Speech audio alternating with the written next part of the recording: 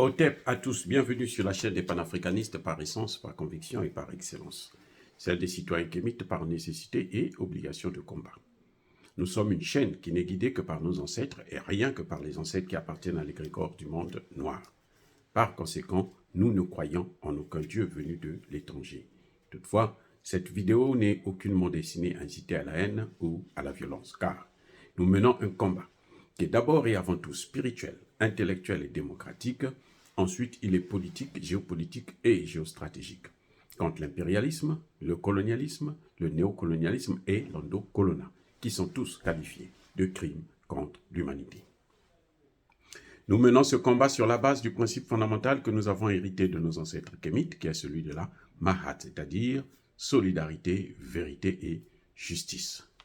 Vous êtes donc en droit de connaître la vérité et nous avons l'obligation de vous dire la vérité, rien que la vérité, afin que justice soit rendue au continent africain. Et ça, c'est notre modeste contribution dans cette noble lutte en faveur de la souveraineté, la dignité, la solidarité et l'unité africaine. C'est exactement ça que nous appelons le panafricanisme. Bien-aimés frères et sœurs, pourquoi les pays africains échouent toujours dans leur politique? Qu'est-ce qui fait que l'Afrique ne décolle pas? Pourquoi l'Afrique n'avance pas? Pourquoi quand on parle de l'Afrique, on parle de la dette? On parle de la mendicité? On parle de l'incompétence? On parle de la mauvaise gouvernance? Pourquoi? C'est depuis plusieurs années que nous avons opté pour la démocratie. Mais quand même, on n'arrive toujours pas à décoller. C'est qu'il y a autre chose. Il y a autre chose. Ce n'est ni un problème de démocratie, ce n'est ni un problème comment dirais-je, de bonne gestion, de corruption et tout. Puisque la corruption, même dans les pays occidentaux, il y a la corruption. Lesquels qui corrompent nos dirigeants? Ce sont bien eux. Lesquels qui viennent piller nos matières premières? Ce sont bien eux. Quand ils parlent de biens mal acquis, nous on parle de profits mal acquis, parce que les grandes entreprises occidentales font des profits énormes. Sur la base de quoi? Rien. Donc, vous voyez, il y a un problème.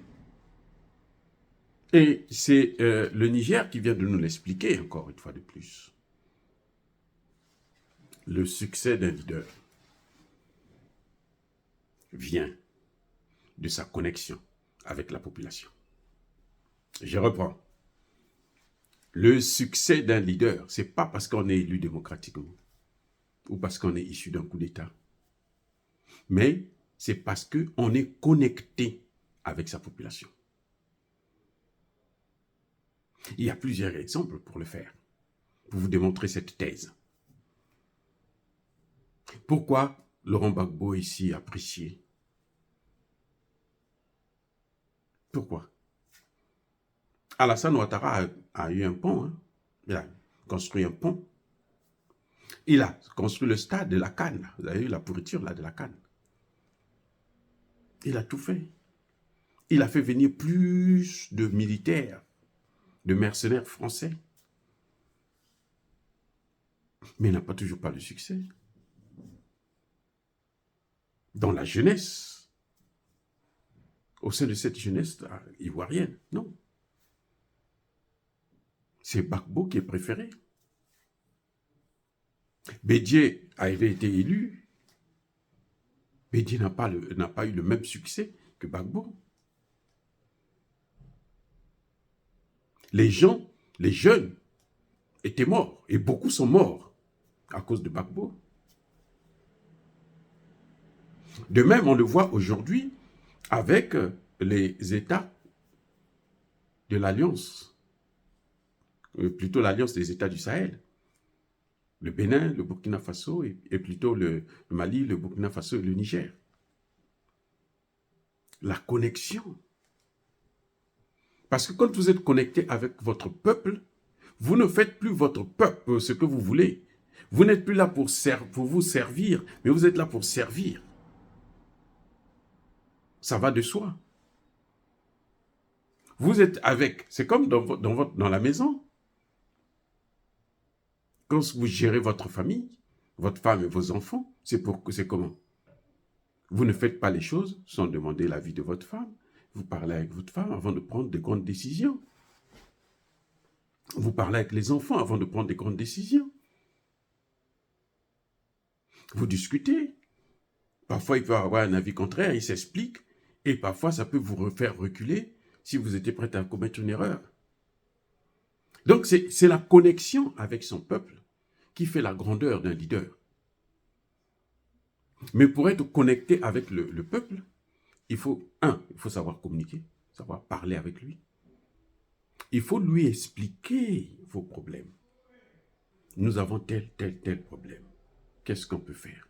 Et ils vont vous donner des solutions. Parce que le peuple est plus intelligent que le leader. Non. D'ailleurs, un bon leader se reconnaît par le choix de ses collaborateurs. Tant que vous n'êtes pas capable de faire le choix des bons collaborateurs, vous ne pouvez pas gérer correctement. Vous êtes incompétent. Tout commence par là. Mais ces collaborateurs, ce sont lesquels? Ce sont ceux que vous envoyez qui vont parler avec la population parce que toutes les solutions sont avec eux. Eux, ils vont vous dire que non, mais ce n'est pas eux qui gouvernent. Ils ne gagnent rien. Pratiquement rien. Ils vont vous dire que non, nous, pour être contents, nous voulons, par exemple, comme on l'a vu dans ces 3 pays-là, nous voulons le départ de la France. Les soldats français, ils n'ont qu'à partir.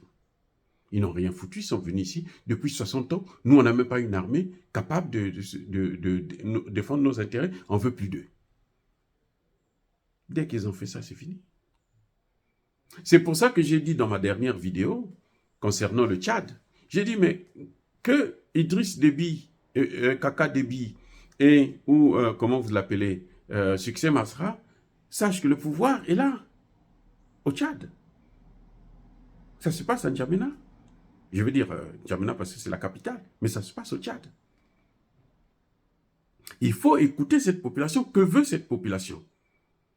Celui qui va écouter cette population, qui va prendre des engagements sans peur et clairs et nets en ce qui concerne les bases militaires françaises, le CFA, même la rébellion va s'arrêter. Et je reprends.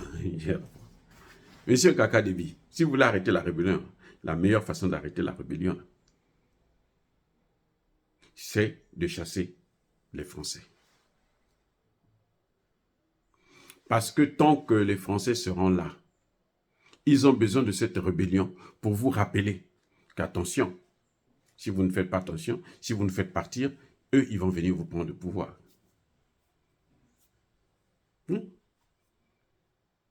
Si les Français ne sont pas là, vous allez vous entendre facilement. C'est comme dans un couple. Quand il y a une tierce personne qui rentre, il y en a un qui peut être frustré et la solution devient plus compliquée. Alors quand vous êtes deux, vous parlez tous les deux, vous trouvez la solution très facilement. Très, très, très facilement. La rébellion n'aura plus de sens si les bases militaires françaises ne sont pas là. Parce qu'ils diront, on n'a plus de raison pour se battre. Puisque quand on se bat, ceux qui viennent s'interposer, c'est les Français. Donc les Français ne sont plus là. Il n'y a plus de raison pour se battre. On va s'asseoir entre nous, on négocie. Pas au Qatar. Non. C'est la plus grosse erreur que Kaka Déby ait commise. Aller négocier au Qatar. Même si le Qatar va vous donner de l'argent. Ça a apporté la paix, ça a apporté la joie, ça a nourri les Tchadiens. Non. Ça se fait chez vous-même. Le linge sale se lave en famille. Mais c'est dit que pourquoi nous, Africains, on veut toujours copier les cultures des autres? Nous avons la meilleure culture, c'est la meilleure. Parce que l'Africain, là, il n'a jamais osé, il n'a jamais décidé, pensé à aller coloniser d'autres pays, prendre des autres en esclavage. Les Arabes et les Blancs, ils ont fait ça. Ils nous ont tués. Et ils ne font que ça jusqu'aujourd'hui. Et vous prenez quand même leur culture, vous pensez que c'est mieux. Allez, on va faire comme eux, ils font. Allez, on a des problèmes, on va aller en Chine, on va aller ici, on va aller là. Non. Vous avez vu Tinubu, comment il s'est fait massacrer, humilier. Regardez, il s'est tué là. Il voulait d'abord, la seule chose qu'il voulait faire, c'était intervenir militairement. Là, ils ont aussi échoué. Mais il s'est fait humilier comment? Parce qu'il a mis notre culture de côté. La plus grosse erreur de Tinubu, dans la CEDEAO, il est le président de la CEDEAO. Il va prendre des ordres en France. La France dit tape, prend des sanctions. Il prend des sanctions. Qu'est-ce que ça a donné? Si les sanctions étaient efficaces là, pourquoi ils ont cherché maintenant à enlever Bazoum? Si les sanctions étaient efficaces, pourquoi chercher à exfiltrer Bazoum? C'est l'erreur de Tinubu. Tinubu, c'est que notre culture, là, on ne règle pas les problèmes comme ça. L'enfant, le petit frère, il a commis quelque chose. Tu l'appelles, tu le fais asseoir, tu lui demandes qu'est-ce qui se passe. Dis-moi. Il t'explique. Voilà. Tinubu serait venu lui-même, même sans garde du corps au Niger. On n'allait rien lui faire, on n'allait pas le tuer, on allait au contraire l'acclamer. Il a dit, je suis venu comprendre la situation. Qu'est-ce qui se passe? Il fuit, il envoie Patrice Talon. Mais on sait que Patrice Talon est envoyé par qui? Par Paris. C'est Paris qui l'a envoyé. C'est pas Tinubu, c'est Paris qui a envoyé Patrice Talon. C'est pour ça que les autres n'ont pas voulu le recevoir. C'est pas comme ça que ça se passe. Oui. Bref, le grand problème que nous avons, c'est la connexion entre les leaders et la population. Ça, c'est la clé. Il y a des gens qui pensent que, parce que, bon, on va organiser les élections, ils vont aller jeter de l'argent, corrompre les gens pour qu'ils aillent voter. J'en ai vu, hein, pour voter pour... vous voulez, on vote pour vous. Allez, on donne 2500, 5000 pour les plus, un peu plus importants, là, 5000. Vous donnez à quelqu'un un mandat pour 5 ans. Vous achetez l'électorat. Il y a même un député chez moi qui a dit, car il dit, hein, il est venu, il a corrompu la population, il a acheté les votes. Vous venez, vous donne 2000, allez-y voter, 1000 francs, allez-y voter. Les gens vont voter, ils ont voté en masse. Il est parti 5 ans, il n'est jamais venu. Député, 5 ans, il n'a jamais mis pied pour venir. Bon, écoutez, moi, la mission que vous m'avez donnée, voici ce que j'ai fait, voici là où nous en sommes, qu'est-ce que vous voulez que je puisse encore proposer? Parce qu'en fait, c'est ça, quand tu es député là, c'est pas toi qui vas parler, toi tu vas seulement transmettre le message de ton peuple, de ceux qui t'ont élu. Mais si tu n'es pas connecté avec ce peuple-là, tu vas aller transmettre quel message? Tu vas aller transmettre ton message, celui qui est à ton niveau de député, qui ne connaît pas la misère d'en bas, qui ne connaît pas la souffrance, qui a beaucoup d'argent. Donc ce député va carrément, il passe 5 ans, quand on lui demande pendant au cours du mandat, là, mais toi on ne te voit jamais ici là depuis que il dit, mais qu'est-ce que vous voulez que je vienne faire? J'ai acheté les voix, donc pendant 5 ans je suis tranquille. À la prochaine élection, il vient, il s'excuse. Ah non, écoutez, cette fois-ci, je vais faire autrement et tout, pardonnez-moi. Allez, tenez encore de l'argent. Les mêmes imbéciles, ils prennent encore de l'argent. Et le pauvre con, il continue encore à faire la même chose. Voilà. Donc, la connexion est fondamentale pour votre efficacité, pour avoir les idées. Parce que quand vous les regroupez là pour dire, bon, qu'est-ce qu'on fait? Au lieu que vous vous cassez la tête seul à réfléchir dans votre maison, avec votre femme et tout, et vos enfants, qui ne connaissent pas. Parce qu'on ne réfléchit pas de la même façon dans un taudis comme dans un château. Ils ne connaissent pas les problèmes d'en bas. Oh, quand vous venez les voir, ils vous disent, non, on a tel problème. Ah, mais ça, comment on peut faire ça? Ah, non, vous pouvez faire ça, vous pouvez faire ceci, vous pouvez faire cela. Ce que tu peux faire, ce qui est logique là, ce qui est facile, tu lui dis, oui, ça c'est faisable. Mais ça là, c'est pas possible parce que voilà. La connexion. L'échec de nos gouvernements, même l'échec de nos armées, la force de l'armée malienne, les FAMA, burkinabé, et aujourd'hui celle du Niger, c'est quoi? C'est la connexion avec la population. C'est le peuple qui les élève. Vous avez vu comment on parle à Traoré? Il va aller en Arabie Saoudite, il dit non, tu pars pas. C'est là-bas qu'on a empoisonné Ali Bongo. Donc tu n'as pas à aller là-bas. Il y a des pays comme le Kenya qui est là, partout, parce que non, les coups d'État, pas des coups d'État, parce que tout ça là, parce que lui, il a été élu par les Américains. Ok, tu pars pas là-bas. Parce que si tu pars dans ces pays-là, ils vont t'empoisonner. C'est ça la règle. S'ils ne peuvent pas vous avoir par les balles en tuerie directe, eh bien, ils vont vous empoisonner. C'est leur spécialité. Donc, la connexion, c'est le problème numéro 1 de nos dirigeants. Ils pensent que parce qu'ils organisent des élections et tout, et puis ils vont faire voter les gens en distribuant des billets de banque par-ci par-là, qu'ils sont connectés avec la politique. Non, ils ne sont pas connectés. Parce que tout ce qu'ils font là, ce n'est pas ce que le peuple veut. Le peuple, pour faire ce que le peuple veut là, c'est le peuple lui-même qui va vous dire. Regardez au Tchad. Les populations demandent que les Français quittent leur territoire. Kaka Déby ne veut pas le faire. Il préfère aller en France pour aller demander à Emmanuel Macron l'autorisation d'être candidat et que, comment Emmanuel Macron va faire pour l'aider pour qu'il puisse être élu. Emmanuel Macron demande aussi sa contrepartie. Et puis ça entraîne des problèmes. Tu ne peux pas s'en sortir. Regardez Tshisekedi. La population marche pour dire non, la MONUSCO, là, non, on n'en veut plus. Lui, il vient, il mate cette MONUSCO. Maintenant, quand il arrive à l'approche des élections, ben, il est obligé. Ah, mais il se rend compte que non, mais c'est cette population qui va venir. Elle veut le départ. Il court encore aux Nations Unies pour dire non, partez. C'est ça la connexion. C'est le problème fondamental de nos leaders. Ils ne sont pas connectés avec leur population. C'est le problème, ce qui a causé l'échec de nos armées face au terrorisme. La connexion. Ils n'étaient pas connectés avec les populations. Dire cela, c'est inciter à la haine ou à la violence. Non. Il y a ma colère, il y a ma lèvre.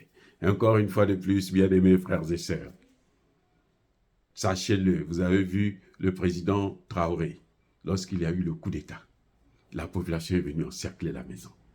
Ce n'est pas les militaires qui sont venus le protéger, c'est la population. Ils disent, si vous voulez le tuer là, passez d'abord sur nos cadavres.